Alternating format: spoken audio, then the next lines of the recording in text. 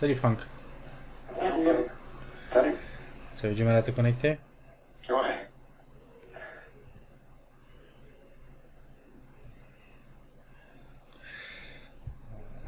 Il y a une annonce économique à 14h30, je crois. Ah ouais, dans 10 minutes là, Ok, justement. c'est. Ok. On attend juste un peu l'annonce qui passe, après on se fait nos scénarios sur le market, voir un peu au niveau des zones qui peuvent nous intéresser. Mhm. Mais là, dommage, là, je voulais prendre un petit long sur 0,1, 0,2, là il est venu sortir à 0,30 et il repart là. Dommage. D'accord. Aïe, aïe. Ah, t'as pas été pris, c'est ça? Si, si, j'avais pris, mais il est descendu 2 ticks. Ma zone, c'était maximum. Ah, S'il passait en dessous de 0,031, je sortais. Et, d'accord. il est venu chercher le 30 et il est reparti. Tant pis. Enfoiré. Ouais, comme tu dis. J'ai pris à 0,0, je suis sorti à 0,4. Ben voilà, c'est beau ça. Joli. Ouais. Alors attention dans l'open. Je pense pas que ça va bouger énormément avant l'annonce malgré l'open. Ok, on met les chronos à jour.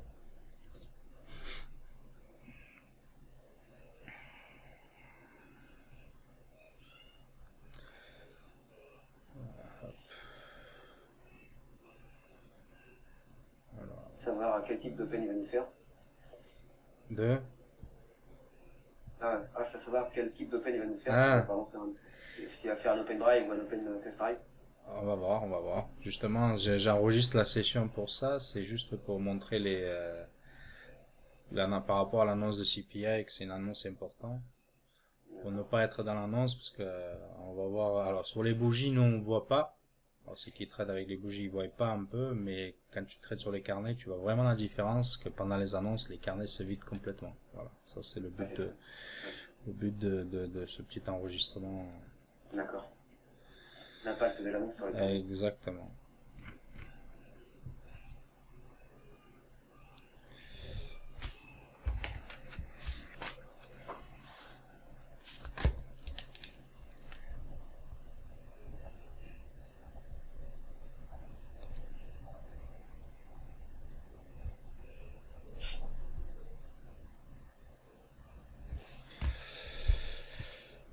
Ok.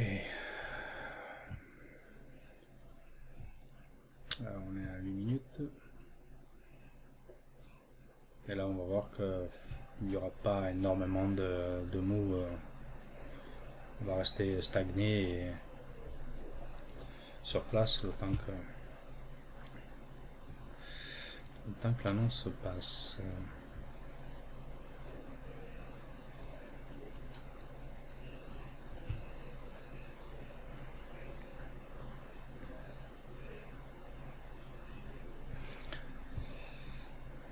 Alors, même sur le S, regardez, il y a un truc qui me tape à l'œil.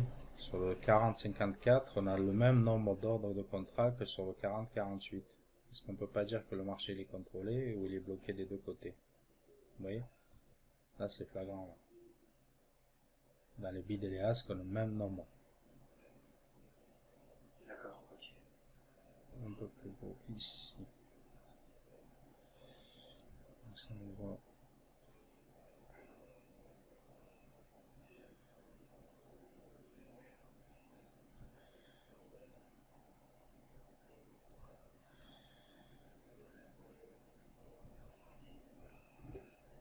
Hmm. C'est fou quand même sur le S. Hein, ouais. Il n'y a pas d'autre. Il n'y a rien d'autre sauf cela. Ah bah ça, oui.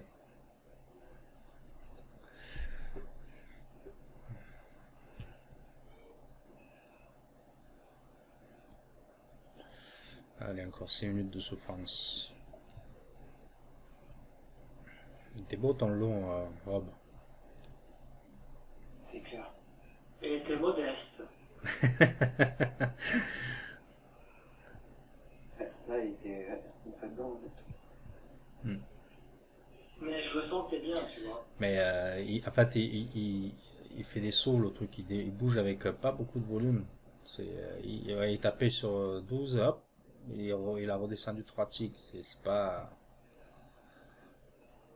L'analyse, elle est bonne, tu vois. L'analyse, elle était bonne au niveau de la zone.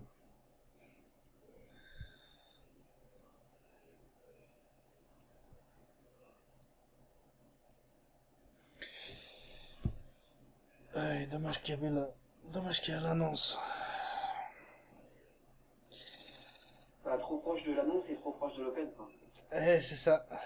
Regarde, le ZN il commence à vider les carnets petit à petit. On a 4 minutes de l'annonce. Ça prouve que ça va être chaud bouillant. Je pense que le UB va se retrouver avec des trous de cotation. Le 7B aussi, il est vachement vide. Ouais.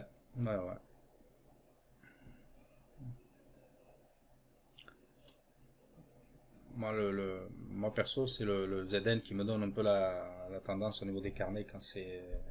Tu vas me dire, j'ai tendance à toujours dire la même chose, mais c'est le ZN qui me donne un peu quand ils se remplissent ou pas les contrats.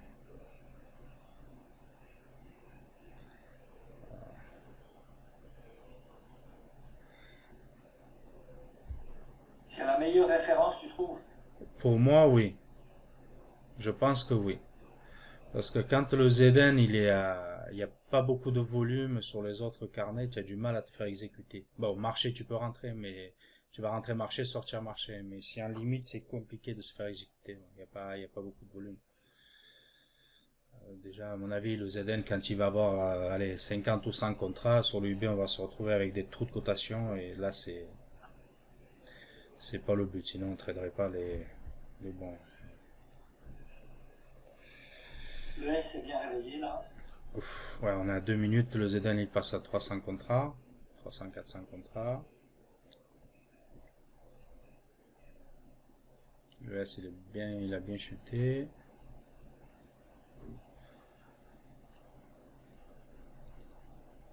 Pour moi, ouais, le CPI fait partie les annonces les plus importantes. En fait.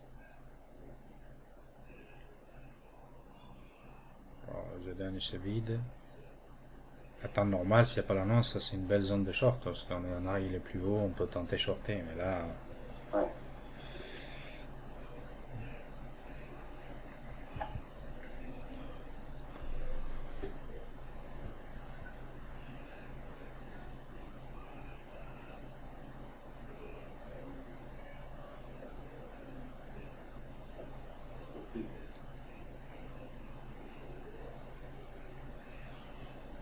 Alors, ZN sans contrat, on a 1 minute. Je pense que ça va être rigolo.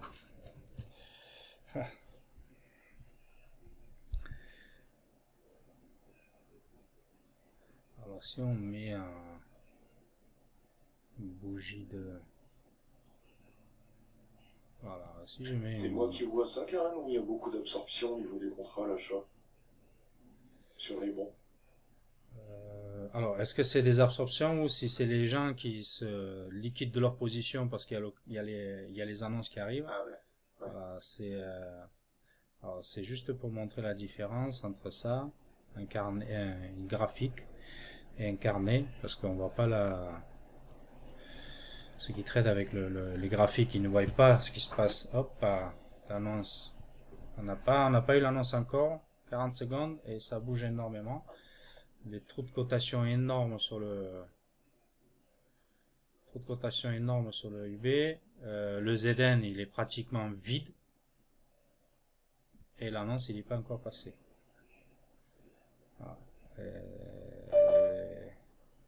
Effectivement, quand tu traites sur les bougies, c'est compliqué de voir ce qui se passe dans le carnet.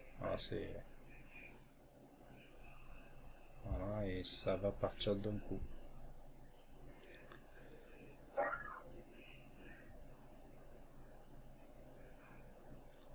Allez, quelques secondes, 3 secondes. Et là, on voit bien que l'UB il est complètement vide. Et voilà, c'est parti. Et là, on voit bien sur la bougie ce que ça fait. Par contre, toutes les trous de cotation qu'il y a, c'est impressionnant. Oh, c'est tout rouge. Voilà, l'annonce passée.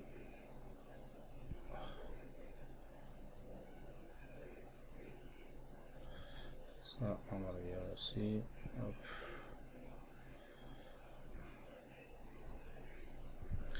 Voilà.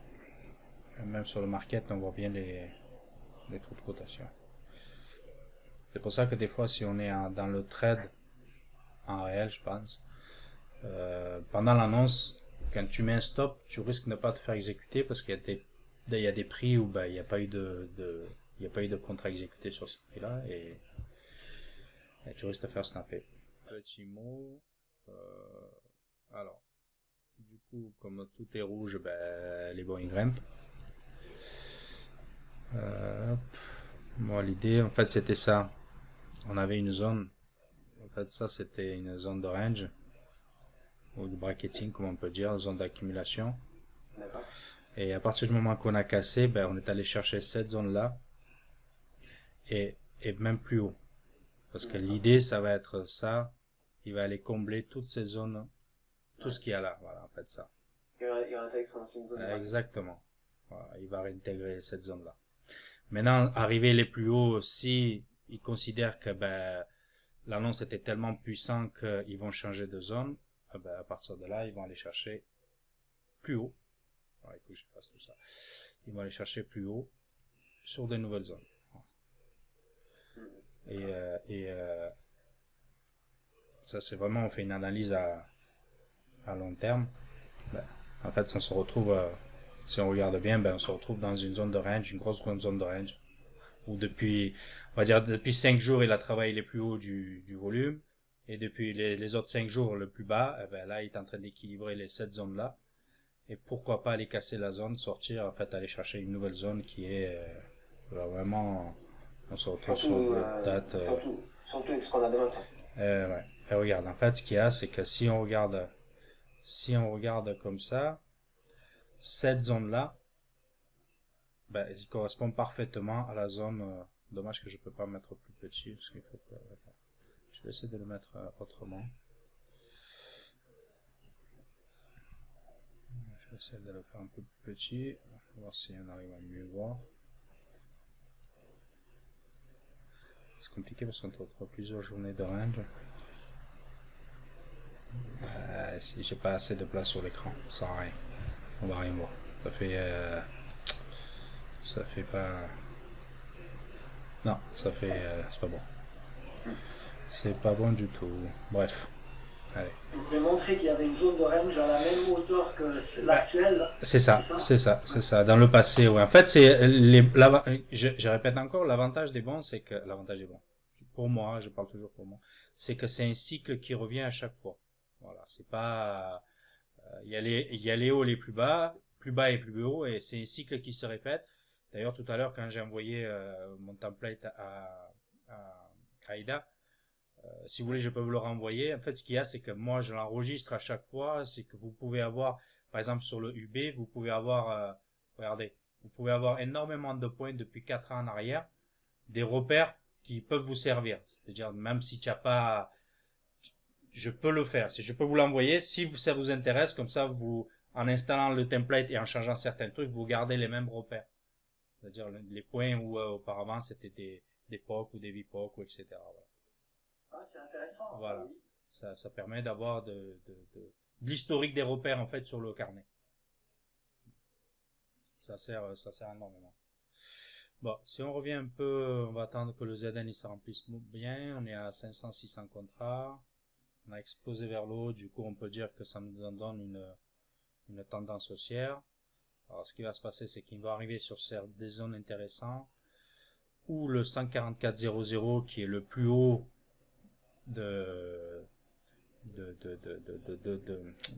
d'hier, les plus hauts d'hier, on est là.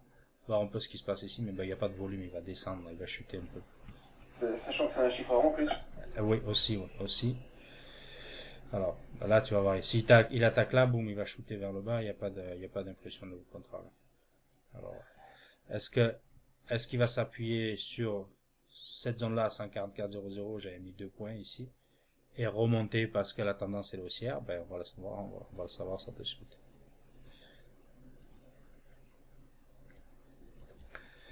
Alors, hop.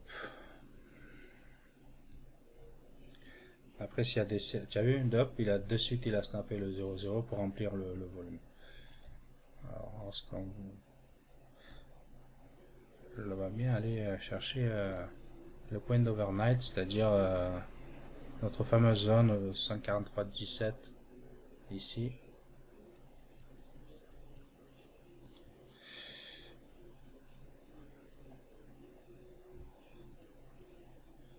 Et s'il arrive à 144,17, tu fais un long.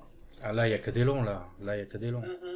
Il y a que des longs. Il fallait vraiment être agressif, shorter en haut, en disant que ok, il est monté sans volume, après il va redescendre, charger, prendre juste le retour. Mais en attendant, là, moi, c'est que des longs qui m'intéressent en tout cas. C'est compliqué d'aller contre tendance là. Je vais juste trouver un point d'appui parce qu'on n'a toujours pas de, on a des trous là je pense qu'il va descendre un tout petit peu plus avant de monter. Alors,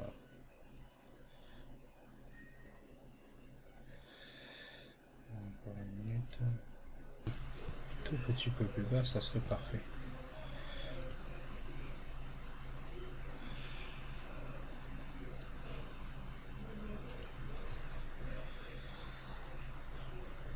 Plus bas, tu parles jusqu'à combien? Okay.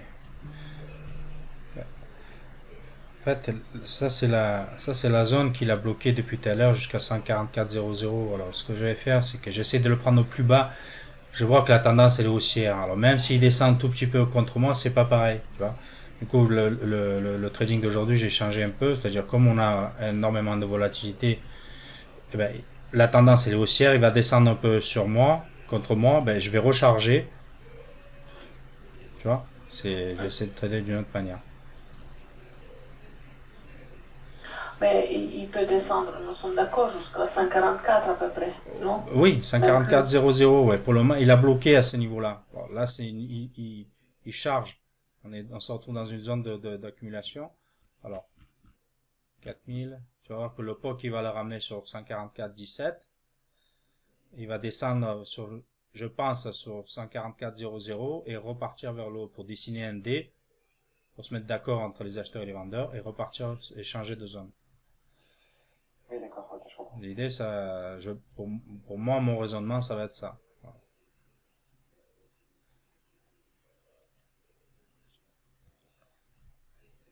Là, j'aime pas lorsque ça va être le bordel.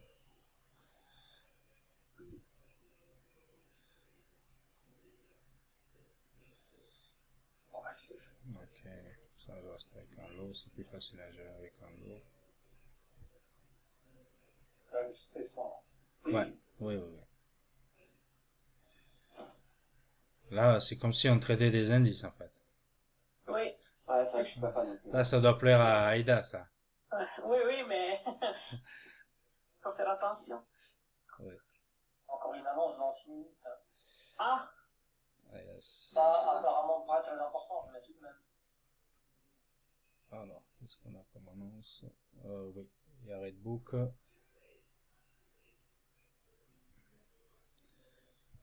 Il est reparti. Il faut juste qu'il dépasse cette zone-là, la 24. S'il passe le 24, le ZB va dépasser le 19-20. Le ZB il va aller combler ce creux-là qu'il y a. C'est une belle trade à prendre. Un long sur 19 jusqu'à 25. l'UB il est parti. Alors, on va voir s'il casse le 24. S'il casse le 24, dites-vous que le ZB il va aller chercher le 25 aussi. Voilà, les acheteurs, tous les contrats rouges qu'on va passer, ça c'est les acheteurs qui absorbent. Hop.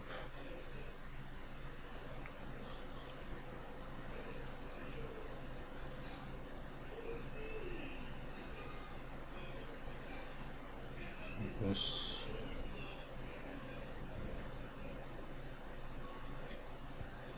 Ouais, je pense qu'on va aller un cran au-dessus. Alors le UB il a cassé le 25-26, j'avais un repère ici auparavant, et le ZB forcément il casse, il va aller chercher le 25-26 pareil.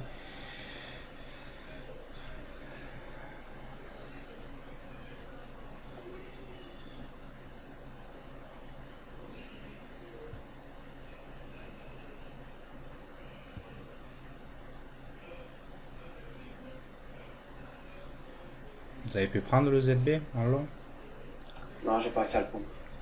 J'ai pas pris, j'ai pas osé. Bah il faut oser. Non, j'ai pas assez l'habitude du ZB. D'accord, ok. En fait le ZB c'est exactement le même que l'UB, sauf qu'il a un peu plus il a du retard contre l'UB. En moins volatile, c'est ça, hein. Ouais, exactement.